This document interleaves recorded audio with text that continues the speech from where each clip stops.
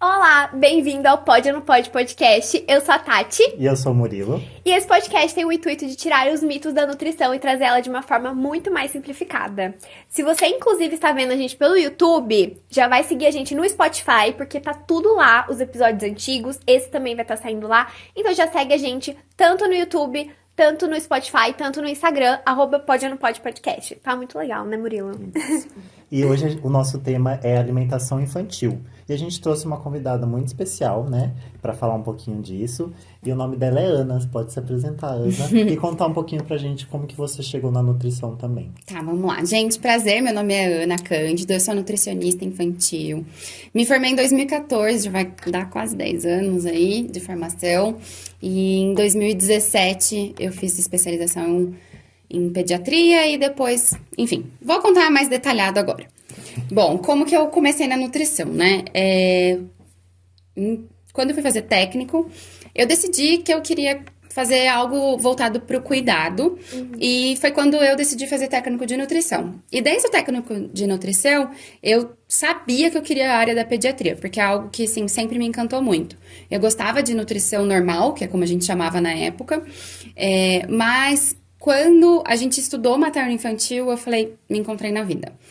Então, logo depois que eu terminei o técnico de nutrição, aí eu falei, vou fazer faculdade. Aí fiz a faculdade de nutrição, acabando a faculdade de nutrição, eu já comecei a trabalhar como nutricionista mesmo, numa escola de educação infantil. Então, desde maternal, prézinho ali, a gente tinha todo um acompanhamento, tanto da parte da cozinha, né, da parte da cozinha industrial mesmo da escola, quanto do acompanhamento com os pais, com os professores, com os pedagogos, com as crianças. Eu fazia atividade lúdica para eles compreenderem. Então, eu Que tinha legal. criança com celíaca, né, que tem a questão do glúten. Então, a gente fazia atividades, enfim, assim, fazer orientação com os pais, para eles entenderem desde a introdução alimentar até essas alterações nutricionais que tem uma demanda um pouquinho maior aí. E lá para 2017 foi quando, de fato, eu fui fazer a especialização em pediatria. Que daí eu fiz especialização na USP, em pediatria, em materno-infantil. E daí eu falei, opa, acho que eu gosto um pouquinho de doenças. A gente vai filtrando as coisas e vai tendo essa interação aí com os caminhos que vão trilhando na nossa carreira. E daí, quando eu fiz a especialização em pediatria, foi quando eu comecei a atuar em hospital e no consultório, de fato.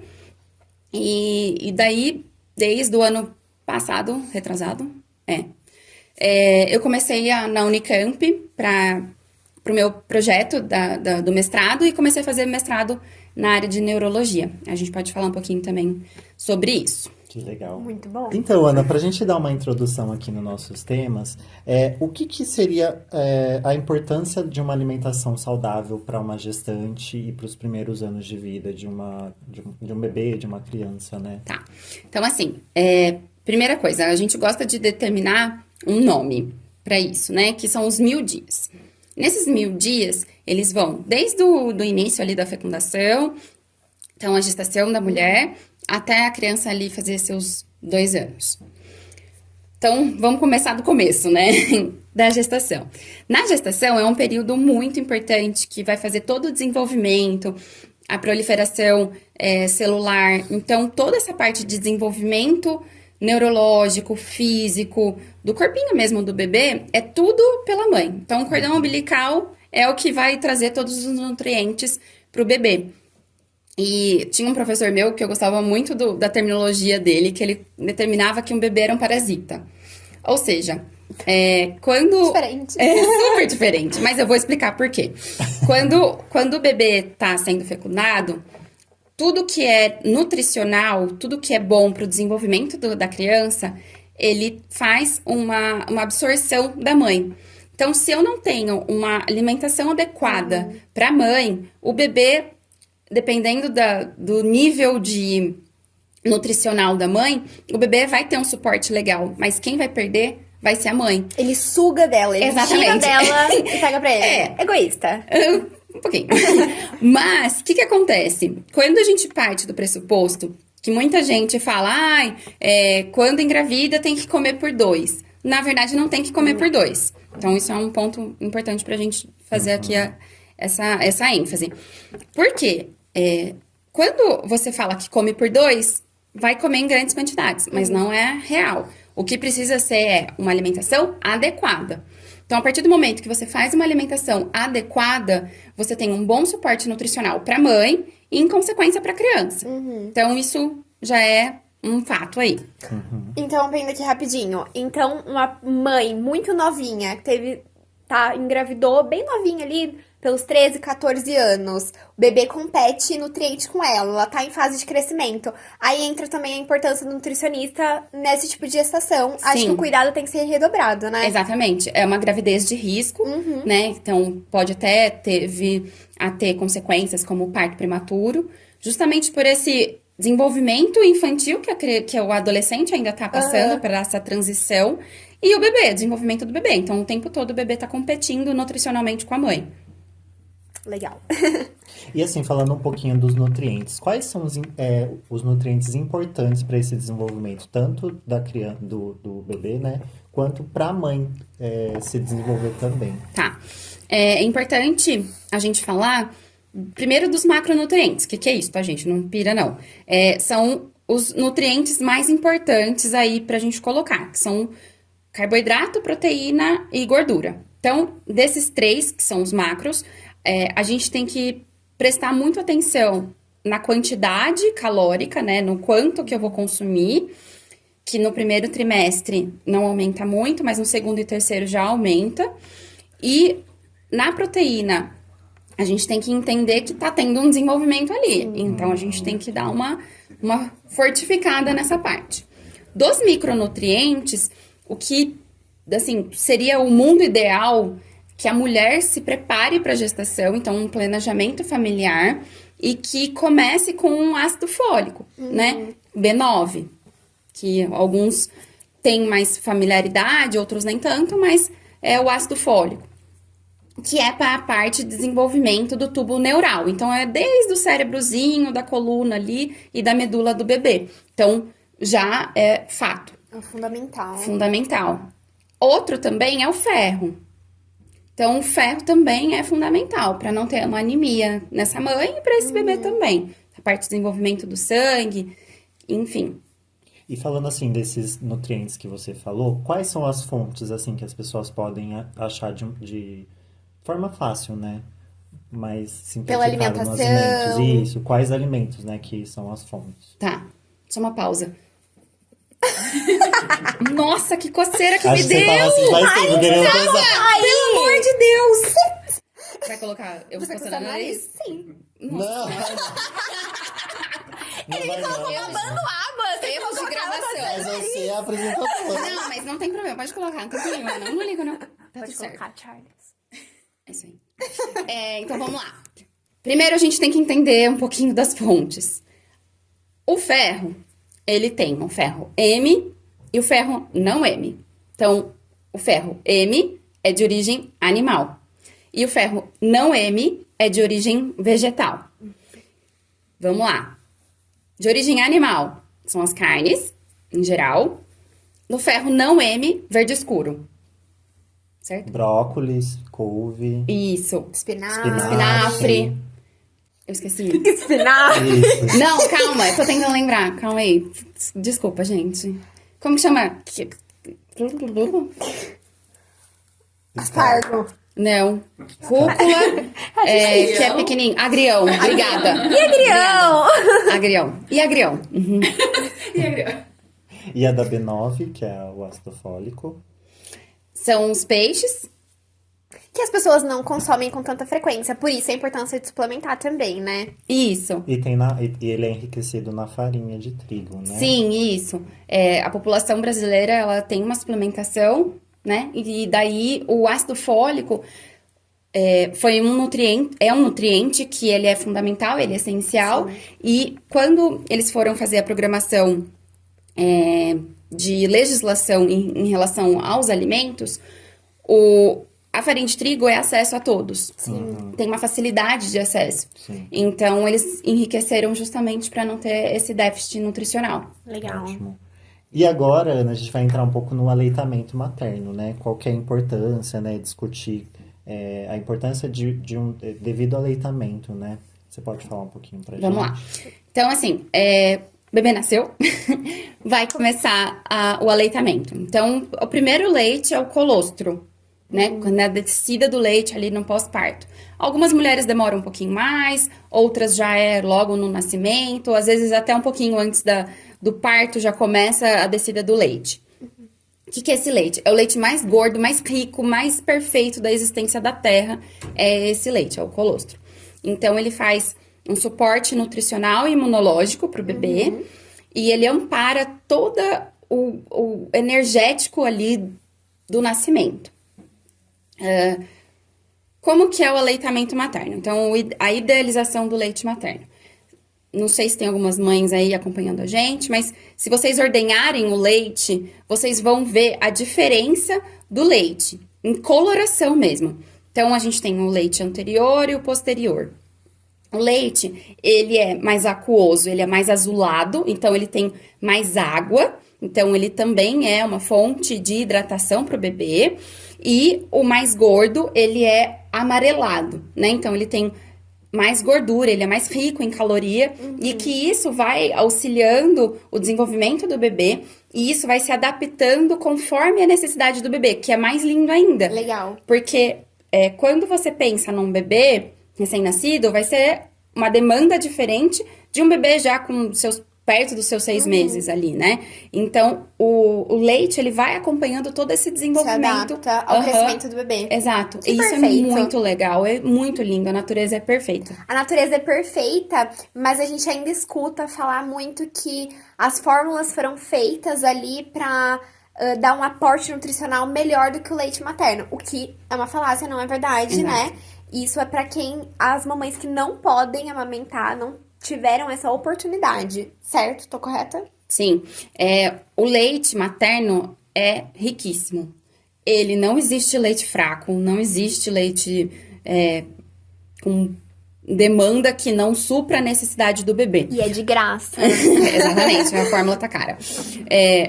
Óbvio que tem mães que não conseguem amamentar e tem diversas questões que um bom nutricionista infantil, um bom médico pediatra, uma boa ginecologista vai conseguir orientar a mãe de forma correta. Sim. Mas a gente nunca pode falar, simplesmente o leite é fraco, não vou dar e ponto. Né? As fórmulas infantis, elas estão num nível, assim, de porcentagem, sei lá, 60%, até menos, uns 40%, vai, equiparado com o leite materno. Porque, assim, não chega aos pés a fórmula. Lógico que todo o desenvolvimento da indústria melhorou, mas nada é igual ao leite materno. Por quê? A gente tem a parte imunológica, que isso ninguém consegue atingir com excelência igual ao leite materno. A fórmula infantil não consegue fazer todo esse linear de desenvolvimento ao longo de quando ele é recém-nascido até os 6 meses. Lógico que a gente tem fase 1, fase 2, fase 3 pro bebê, né? Mas nada é igual. Leite materno é sensacional. E complementando, fora o risco de contaminação, Exatamente. né? Porque no leite materno sai tudo limpinho, na temperatura correta, diferente da mamadeira, que às vezes a mãe acaba preparando um pouco mais quente, não lava direito, tem ali uma contaminação de bactéria, né? Exato. O bebê ainda tá muito frágil, então é um risco maior. E Ana, na alimentação da mãe, né? Influencia diretamente na qualidade do leite, o quanto esse leite vai ser bom, o quanto ele vai ser ruim? Sim, influencia sim. Não é uma coisa assim, vai passar o gosto do que eu como pro bebê, pelo leite do bebê. Não, mas algumas nuances desses nutrientes, umas nuances de alteração, porque o leite materno, ele também varia, mesmo com a idade, né, que eu expliquei pra vocês, que ele tem essa variabilidade ao longo do tempo de questão de composição do leite, isso acompanha o crescimento da criança, o sabor também tem umas nuances de agridoce. Então, ele vai mudando esse sabor de acordo com a idade e o que vai tendo de necessidade ali do bebê. E pensando mais na questão de nutriente, total. Então, por exemplo, se eu como mais proteína, vai ter um leite, assim, que de fato vai ter uma absorção melhor dessas proteínas. Legal. Então, assim, se a mãe optar por uma alimentação mais saudável, ter uma boa hidratação, com certeza vai interferir no leite dela. Sim, e é legal também potencializar que isso vai ter como consequência na alimentação e na palatabilidade. Vou explicar o que é palatabilidade, muito difícil, né? Nessa questão de gosto que o bebê sente no futuro. Então, quando for para a introdução alimentar, que daí ele vai ser mais conhecido os sabores, ele vai ter um pouquinho melhor de identificação dos sabores, dessas alterações de sabores. Então, quanto melhor a alimentação da mãe, mais variada, mais saudável, melhor vai ser a introdução alimentar do bebê. Que legal. E aí, aproveitando que você deu o gancho da introdução, qual que é a idade melhor para a gente iniciar a introdução alimentar? Dicas de como fazer isso, da importância também de como é a introdução alimentar da criança, né? Tá, legal. Quando a gente pensa na introdução alimentar, é importante a gente ter um parâmetro. Hoje, a Organização Mundial da Saúde, ela preconiza que seja iniciada com 6 meses. Tá, Ana, mas por que 6 meses? Quem determinou isso, né? Foi simplesmente uma determinação e pronto. Não, tem uma lógica, tem uma explicação. Então, nesse período, é um período que o aporte nutricional, a necessidade nutricional do bebê é uma demanda grande, que o leite vai começando a não ter essa significância em relação à alimentação. E quando você pensa também na questão de desenvolvimento físico e motor, então a criança precisa ter sustento cefálico, então não é uma criança que tem queda de cabeça, já consegue sentar, ter uma boa deglutição, né? Então eu tenho esse parâmetro, então de sustento cefálico, sustento da cabeça. Eu preciso ter também um movimento chamado GAG, que é um movimento de tosse, que eu gosto sempre de explicar, que é esse que a criança, até nas brincadeiras, acaba fazendo, quando é muito petitiquinha, a gente acaba incentivando essas mini brincadeiras de tossir, e isso é incentivo também. Que caso ela se engasgue, ela tenha um movimento fisiológico de desengasgar. Que é uma né? gracinha, né? Não criança engasgando, pelo amor de Deus. Criança... Mas assim, fazendo um movimento, né, de salvamento próprio, vamos dizer assim. Então, esses 2 parâmetros eu gosto de colocar para uma boa e uma segura alimentação, introdução alimentar ali. Legal. Bom, pensando nos tipos daí, eu gosto de colocar 3, tá? Então, tradicional, que não é igual na minha época, 30 anos atrás, mas que de maneira tradicional. Então, a gente tem uma papinha amassada, tá? Não é liquidificada, não é batida no liquidificador, não é passada no processador, é amassadinha, bem cozidinha, pensando nos alimentos aí. Eu gosto de categorizar os alimentos e não deixar tudo misturado. É como se a gente fosse tomar um sorvete. Então, pensando num sorvete de napolitano, tá? Quando a gente mistura os sabores, fica com gosto de napolitano. Se a gente come separado, a gente sabe o que é morango, o que é chocolate, o que é creme. Então, quando o bebê tá descobrindo os alimentos, é interessante que seja separado para ele ter essa noção sensorial de sabor, de saber que o feijão é feijão, que o arroz é arroz, que a carninha é a carninha, que o legumes é o legumes, e qual legumes é, então se é cenoura, se é brócolis, se é beterraba, justamente para ele ter essa diferenciação nos sabores. Então, a gente faz uma alimentação bem cozidinha, amassadinha e oferta para criança. Legal. A gente também tem a Baby Led Weaning, que é o BLW, que ficou até famoso nos últimos anos e que é recente as pesquisas, ainda há controvérsias de aceitação da ciência em relação a ele, mas que tem parâmetros importantes. Então, que você faz uma introdução de que a criança tem autonomia de saciedade, tem autonomia de sensorial, de pegar, de colocar a boca, de levar a boca. Outro sinal que também é interessante, né, de prontidão desses 6 meses, é levar objetos à boca. Então, a criança começa a ela própria colocar para ter essa parte de experimentação na boca, né? Então, a criança no BLW, voltando um pouquinho aí, ela tem essa noção de colocar na boca e ir experimentando. Então, você tem a disposição dos alimentos, numa forma visível, apresentável para a criança, em formatos específicos. estão geralmente maiores que a mão, porque ela não tem o motor fino, né? Então ela não consegue pegar em movimento de pinça, nesse movimento aqui. Ela pega com a mão fechada. Então precisa ser parâmetros para a criança conseguir chupar, morder, fazer todo o processo de levar a boca. Mais firminho, né? A criança também não tem noção da força. De força, exato. Então, ela consegue pegar e fazer toda a alimentação dela a partir daí. Então, esse é o BLW. E a gente tem o participativa, que eu particularmente amo, de paixão, que é a mistura de todos esses parâmetros. Então, tem uma parte muito respeitosa da educação, da parte comportamental, cognitiva da criança. Então, ela tem essa troca com a pessoa que está ofertando alimento a ela. Então, ela tem tanto um prato com os alimentos amassados, quanto um prato que tem os alimentos que ela pode colocar a mão, que ela vai explorando a parte sensorial, que ela tem todo um desenvolvimento tanto da alimentação, quanto da parte de familiarização, parte sensorial, de textura, de colocando a mão. E você tem uma questão muito respeitosa, novamente, do comportamento, de quando tem a saciedade. Então, se a criança começa a ficar brincando muito, enxurrar muito, já significa ali que ela tá dando sinais de que naquele momento ela não quer. E que é importante a gente respeitar, porque daí a gente vai gerar pessoas não traumatizadas com a alimentação, de algo forçado, de algo que vai ser inserido de uma maneira abrupta, né? Então, vai apertar a boca, vai forçar a goela abaixo, que antigamente a gente tinha um pouquinho mais de ênfase nessa alimentação mais impositiva.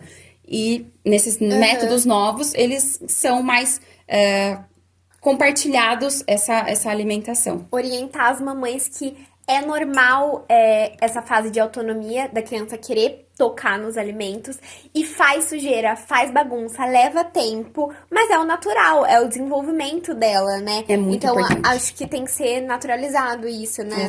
Normalizado. E eu acho que é importante a gente falar também que mesmo que a mãe não consuma aquele alimento, né? Ou legumes ou uma fruta, para ela ofertar para a criança. Sim, perfeito. Né? Ah, eu não gosto, então eu não vou ofertar. Não, oferte para a criança. Ela precisa ter esse aporte maior dos alimentos, né? Conhecer mais esses alimentos, né? E a gente vê muitas pessoas que, eu não gosto, então eu não vou dar para ele, porque provavelmente não vai gostar. Mas não, né? Ou, não vou fazer só para criança, já que eu e meu marido não come. Eu acho que essa parte da introdução é importante a gente abrir o leque, né? Sim, a variedade é muito importante. Saber as cores, eu acho bem legal assim no consultório, que eu reforço bastante essa questão de colocar nome. Então, saber que salada, qual salada que é? Não é simplesmente, salada, ponto. Não, a criança tem que saber o que ela tá comendo. Ela tem que saber que aquilo é o brócolis, que aquilo é a vagem, que aquilo é o feijão. Ou não só ofertar, né? Exatamente. Explicar o que é cada Porque coisa. daí, até quando ela tiver vontade, ela sabe nomear aquilo, né? Então, eu quero frango, eu quero, que mais pra frente daí ela vai conseguir falar, né? Eu quero aquele determinado alimento. Que isso facilita pra família também depois, né? Sim. E aí a gente entrando um pouquinho na parte da criança mesmo. Passou lá o bebezinho, vai desenvolver a criança. Quais os nutrientes, quais alimentos são bons para essas crianças no desenvolvimento delas, para a fase adulta, né? Tá. Quando a gente vai pensar nessa fase do desenvolvimento, muita gente vai falar, ai meu Deus, eu vou fazer dieta para criança. Então, primeiro, criança não faz dieta, tá? Pelo amor de Deus, pensem sobre isso, não tenham isso em mente. Então, a criança, ela faz uma alimentação saudável. Então, eu preciso ter variedade nos alimentos, que nem a gente já conversou. Eu preciso ter macronutrientes, que é aquele carboidrato, proteína e gordura. Só que muitas mães acabam dando só, por exemplo, franguinho, ou só assim. E que não, a proteína em excesso também faz mal para o desenvolvimento da criança. Mas ela precisa de proteína, ela precisa muito de cálcio, porque o desenvolvimento do osso tá acontecendo o tempo todo ali. Ela precisa também do ferro, que nem a gente falou, né, do período gestacional. Então, ela também precisa dessa parte do ferro. Ela precisa de vitamina B12, ela precisa de micronutrientes, ela precisa desses micronutrientes, ela precisa também dos minerais, então, magnésio, potássio, tá, Ana? Mas qual que é a fonte, né? Então, as castanhas, as oleaginosas, né, que são as castanhas. É interessante também os verdes escuros, que, gente, verde escuro é vida. Então, coloquem verde escuro na alimentação. Os feijões, que são as leguminosas, né, os grãos, o arroz, a batata, que são os carboidratos, que Muito isso legal. também é uma parte do desenvolvimento da criança. E assim, falando em desafios aí nessa parte da alimentação infantil, o que que você vê muito no seu dia a dia ali de consultório, de ter esse contato com as mães? Qual que é as dificuldades que você tem, assim, no dia a dia? Tá. O que eu encontro muito no consultório é, primeiro, obesidade infantil e desnutrição. As pessoas acham que desnutrição são aquelas crianças mais emagrecidas, né? Que são bem magrinhas, raquíticas até.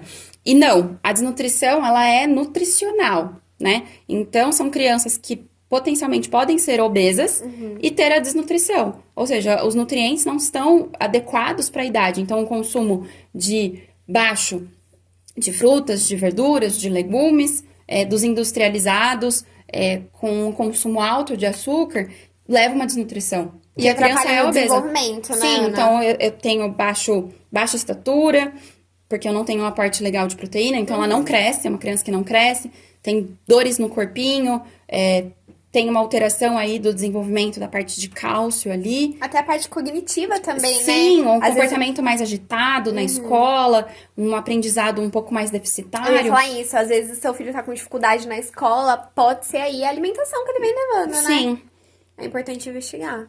sim. Outros desafios que a gente também pode colocar aqui com relação à lancheira. Lancheira é algo que é super discutido, as mães vivem com dúvidas.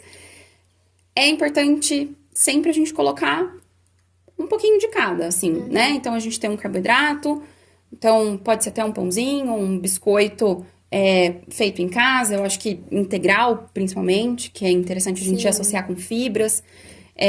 Tem uma proteína, então pode ser um queijinho branco, pode ser até cogumelos, né? Alimentos vegetarianos, né? Que os vegetarianos consomem, uma pasta de grão de bico, que é rico em proteína também, e as verduras, os legumes, as frutas, que estão ali associadas, tanto em petiscos, que eu gosto de variar, então pode ser, por exemplo, uma maçã desidratada, ou uma própria maçã mesmo, com casca, tá, gente? Casca também pode se comer. Então, pra gente lembrar que a gente precisa de todos os nutrientes ali também na lancheira da escola. Eu acho que é legal você falar isso, porque eu acho que tem muitas pessoas que elas acham que o café da manhã ele se limita ao pãozinho com leite ou com um café só, né? E não, a gente pode ofertar Variar bastante. legumes, pode ofertar mais frutas, né? Sim, quebrar paradigmas mesmo. Quebrar esses mitos de, na lancheira pode ter queijinho com palitinho, eu posso levar cenourinha de palitinho. Tomatinho cereja. Tomatinha, que é muito legal também. Muito E legal. que de uma forma lúdica, dá pra criança levar, os amiguinhos podem se interessar por aquela alimentação saudável, não é só o coleguinha que abre o pacotinho que vai ser interessante, não. Eu acho que é interessante a gente estimular a criança a ter essa alimentação saudável desde a base, porque a gente está construindo hábitos, a gente está construindo adultos, a gente está construindo idosos. Então, se a gente tem uma alimentação adequada desde a infância, eu tenho uma melhora de vida de todo o desenvolvimento dela. Né? E assim, falando em dicas para ajudar os pais assim a ter essa criatividade da criança ter esse interesse pelos alimentos. Você tem alguma dica para dar para esses pais? Eu adoro os japoneses em relação a isso. Eles fazem As lancheiras bonitinhas. panda, eles fazem carinhas, então isso é muito legal, assim, deixar em formato. Então, Lúdico, né? E sim, Pra hoje em criança se dia tem interessar. aquelas forminhas que tem do Monstros S.A., tem da Disney, tem de tudo, assim, que eu sou apaixonada, eu tenho várias em casa. Então, cupcakes, né? Então, ovinho, soufflé de ovo com chuchu, que dá pra colocar em forminhas de cupcake colorida e dá pra levar na escola. Que é coisa que a gente fala, cara, eu não penso nisso. E dá pra fazer, você congela, deixa tudo prontinho, depois só descongela, deixa ali pra criança, leva lá na lancheira, lancheiras mais coloridas, né? Então, associar, por exemplo, uma lancheira com formato ou algo que a criança goste, algum desenho que ela goste, que isso já vai incentivar também. Até uma garrafinha diferente que a criança Sim, possa levar, algo um muito importante, guardanapo. água, gente, por favor, bebam água. Água, tá? Então, assim, é importante a gente incentivar as crianças também. Transformar tudo de forma mais lúdica, mais enfeitadinha. Exato. E aí, Ana, a gente vai dar o espaço para você explicar um pouquinho de como que é o seu mestrado, o que que você trabalha nele lá, desenvolve nele, né? Que eu acho que é importante também as pessoas. Legal. Todo mundo acha que nutricionista é só para emagrecimento, né? Então, vamos quebrar isso daí também. Bom, eu atuo na parte de neurologia, né? Na parte neurológica. O que uma nutricionista faz na parte neurológica? Então, assim, eu atendo crianças com síndromes, com paralisia cerebral, com alteração neurológica, então eu atendo epilepsia, que é algo que a gente fala que não é muito comum, que não é disseminado na nutrição e que precisa crescer. A gente precisa ocupar o espaço aí desses pequenos grupos. Esses grupos, a gente pode fazer uma alimentação voltada de forma rica para o desenvolvimento cerebral, para a parte cognitiva. Quando a gente pensa também nessas síndromes, tem muita criança com disfagia, com alteração de deglutição, né? Então, criança que não consegue engolir direito. Então, eu tenho associado dieta enteral, que é aquele que vai para o estômago direto, que não passa pela boca, que passa ou pelo nariz, vai direto para o estômago, ou que tem a gastrostomia, né? Que é aquele buraquinho que a gente faz para o alimento ir direto para o estômago. Então, assim, dentro da nutrição, eu trabalho nesse campo.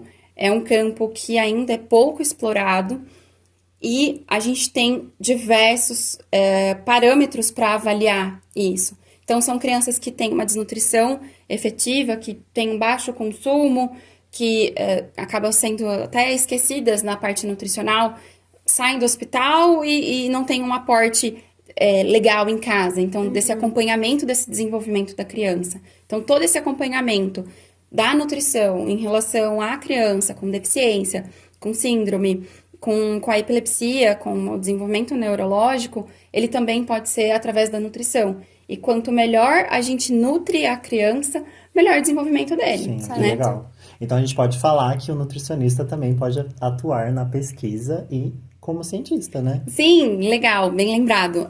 Eu sou cientista, gente. É até engraçado falar, porque eu sempre imaginava que cientista era algo que ficava em laboratório, mexendo com foguinho, com fumaça. Mas não, eu sou neurocientista, então eu estudo neurologia, eu estudo ciência da parte cerebral e é ciência. A nutrição é uma ciência, né? A gente precisa desenvolver e a gente faz pesquisa. Então, hoje eu pesquiso sobre a alimentação com essas crianças. E agora, Ana, a gente vai entrar um pouco nas perguntas que a gente recebeu na caixinha do Instagram, tá Legal. bom? Inclusive, se você não segue a gente, @podenopodpodcast, já segue lá no Instagram, você tá perdendo tempo. Então, a primeira pergunta que a gente recebeu, que foi da minha prima, inclusive, um beijo, Letícia. Beijo, Letícia. Ela perguntou assim, quando eles querem sempre comer a mesma coisa, como fazer para variar o cardápio? E aí a outra pergunta, ela meio que faz uma ponte com isso também, que ela perguntou, quero saber mais sobre a fase de seletividade alimentar, como lidar? Então dá para juntar as duas aí. Legal. Tá. Então, a primeira coisa é quando fica muito repetitiva a alimentação. Então, a primeira coisa é explorar o lúdico. Criança é maravilhoso porque você consegue fazer essa associação. Então, que nem a gente conversou, de fazer pratos diferentes, coloridos, diversificados. Segunda coisa, é mudar a preparação. Então, assim, às vezes a criança acaba não gostando, sei lá, de batata cozida, exemplo. Mas ela gosta de batata assada, então vamos assar essa batata. Eu gosto de batata sorriso. Que tal a gente pegar uma forminha furar, né, e fazer um formato de batata sorriso e colocar na air fryer. O pouco que muda ali já O pouco pode... que muda já pode incentivar a criança. Então Criança já é muito visual também. sim. E entrando nessa parte de seletividade alimentar, por exemplo, a gente pode explorar outras texturas. Então, couve. Às vezes a criança não gosta de couve, ou couve refogadinha, ou salada de couve. Mas ela pode colocar a couve picadinha bem fininha na air fryer, que ela fica crocante. E legal. é um petisquinho. Dentro de uma torta, de um omelete. Exato. Você... Que consegue variar e agregar esse alimento para diversificar mesmo na alimentação da criança. Com relação, voltando ali um pouquinho também da parte da seletividade, a criança seletiva, ela tem várias características, tá? Mas num período de 1 ano e meio até 3 anos, é um período que a criança por si só, para um desenvolvimento emocional, cognitivo dela, ela tem uma questão que ela tá aprendendo a ser ela. A separar de quem é ela, de quem é as outras pessoas da casa, da família. Sim. Então, é um momento que ela tá explorando a autonomia e que ela tá explorando o controle de tudo, né? Então, o controle dos pais, o controle dos esfíncteres, né? Que é o bumbumzinho, até a deglutição. É o momento que ela tá começando o desfraude. Então, esse período é um período que acaba sendo normal, tendo um nível de seletividade. Mas é interessante a gente sempre ficar de olho ali. Qual é a quantidade de alimento que ele está consumindo? Por exemplo, só consome um alimento de cada. Pô, aí não, aí é uma seletividade que a gente precisa investigar melhor. Legal. Né? Então, assim, é sempre entender esse contexto e procurar um bom nutricionista e um bom médico também para avaliar esses parâmetros. Entender que vai ter alimentos que realmente a criança não vai gostar, assim como você também não gosta, entendeu? Exato. Então, assim, E ofereceu, respeitar. sei lá, mais de 10 vezes um tipo de alimento, mudou a forma de preparo dele, a criança não gostou, tá bom, parte para um próximo, né? Acho que Sim. respeitar também. E assim, come todas as frutas, mas não come banana. Cara, não tem problema, né? Desencana. Deixa a banana, tá tudo bem, ela não gosta de banana. E assim, respeitar a criança também. Sim. Temos mais perguntas, Vamos lá. Ana. Essa aqui eu gostei bastante. Mito ou verdade que precisa segurar o doce até os 2 anos de idade? Verdade. A criança que quanto mais cedo ela é exposta ao açúcar, ela tem uma propensão ao desenvolvimento de obesidade muito maior. Então, a gente tenta segurar até o máximo. Eu falo assim para as mães, assim, vamos tentar mais que 2 anos? Vamos, que a gente consegue. E assim, a gente tem outras maneiras de adoçar, né? Com fruta mesmo. Sim. Então, a gente não precisa adicionar açúcar, a gente não precisa adicionar a composição de, por exemplo, de ofertar 100 ml de suco com açúcar. Não tem necessidade, aquilo já tá legal, já tá docinho, né? Então, assim, o quanto a gente segurar, melhor. Tá. Aí até deixa o paladar da criança um pouco mais limpo, né? Exatamente. A aceitabilidade dela acaba sendo maior. Sim. E a última pergunta. Qual a idade certa para começar a introdução alimentar? Essa é uma dúvida, a gente já acabou falando um pouquinho, mas é uma dúvida que bastante mamães têm, né? Então, só para reforçar do que a gente já conversou, ali nos 6 meses, quando tem os sinais de prontidão que a gente já conversou também. Sinais de prontidão, observe aí seu filho, como ele tá, né? Começou a colocar muitas coisas na boca, já coloca comida. Tem a questão também do sustento cefálico, né? E o movimento de gag, que é o que a gente conversou ali da tosse. E aí, Ana, a gente tem um quadro, todo final de episódio a gente tem um quadro que ele chama O que tem na sua geladeira. Que é um alimento ou uma receita, que aí se você quiser passar depois a gente posta no nosso Instagram a receita. Que é um alimento que não pode faltar no seu dia a dia. Que todo dia tem que estar lá na sua geladeira, no seu armário, que é indispensável para você. Eu gosto muito de crepioca, assim, eu particularmente gosto bastante, amor, beijo, porque ele acorda, eu faço café preto, puro, e ele cuida da crepioca, assim, então a gente acaba variando essa crepioca, então a gente coloca o ovo, a tapioca, a gente faz uma aveioca, na verdade. Coloca a aveia, então uma proporção de 1 colher de tapioca para 1 colher de aveia, o ovo, e daí a gente varia, a gente bota cenoura, a gente bota... queijinho branco, bota tomate, cereja. Aí a gente coloca também orégano, a gente coloca páprica, que eu amo páprica. A gente coloca lemon pepper, a gente coloca cada dia um tempero ali natural que a gente consegue variar e eu gosto bastante, me sustenta e fica super ali. Então, não pode faltar na minha geladeira. Então, com certeza vai ter ovo Legal. e vai ter ali Os os ingredientes, ingredientes pra fazer. pra fazer. E Legal. Ana, você pode passar o seu Instagram pro pessoal, pra eles poderem te Faço. seguir? Gente, por favor, me sigam lá. Eu esqueci. Ela usa bastante o Instagram dela. Não corta essa parte, pelo amor de Deus. É, brincadeira. Bom, gente, então vão lá, me sigam. @NutriPedNeuro. A gente conversa aí um pouquinho sobre tudo que a gente conversou já hoje e dá ênfase aí na questão neurológica, da infância, do desenvolvimento. Então me sigam, gente. Muito bem. E sigam o Pode ou Não Pode podcast. A gente quer te agradecer Agradeço. você ter aceito o nosso convite também. Muito obrigado pela sua presença. A gente quer agradecer também o Charles aqui que tá dando o apoio na câmera, que vai fazer a edição desse episódio. Maravilhoso.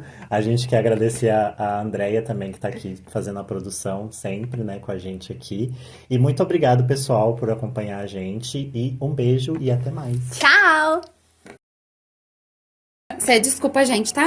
Desculpa, Charles.